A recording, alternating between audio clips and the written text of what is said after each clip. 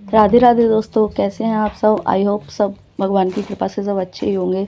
तो आज हम, जैसे आपने पढ़ ही लिया होगा, आज हम बात करेंगे देवशयनी एकादशी के बारे में। जब देवशयनी एकादशी पर विष्णु जी योग निद्रा में चले जाते हैं तो सृष्टि का संचालन किस प्रकार होता है। वैसे तो साल में 24 एकादशी होती है, यानी कि हर महीने 2 एकादशी पड़ती हैं और उनका सबका अपना एक अलग महत्व होता है।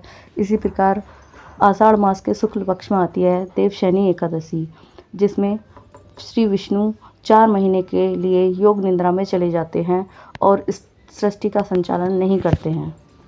और इन 4 महीनों को चतुर्मास भी कहा जाता है।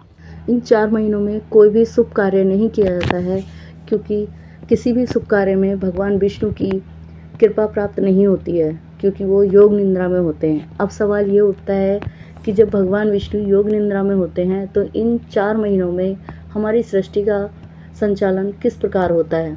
तो चलिए अब हम जानते हैं कि हमारी सृष्टि इन 4 महीनों में किस प्रकार से चलती है।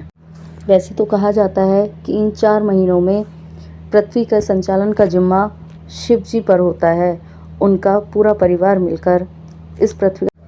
तो चलिए जानते हैं इस पृथ्वी का किस प्रकार होता है इन 4 महीनों में संचालन।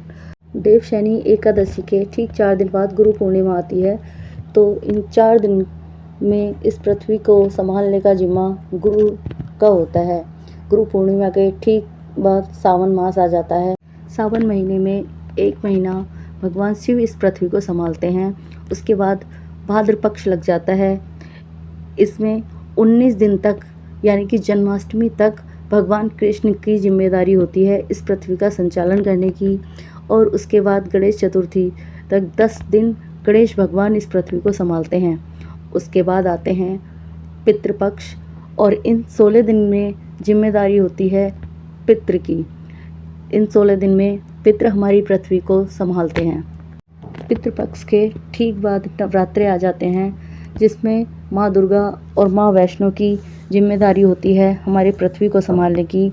और ये 9 दिन माँ वैष्णो देवी और माँ दुर्गा इस पृथ्वी को संभालती हैं। उसके बाद दिवाली तक, यानी कि 20 दिन तक माँ लक्ष्मी हमारी पृथ्वी का संचालन करती हैं।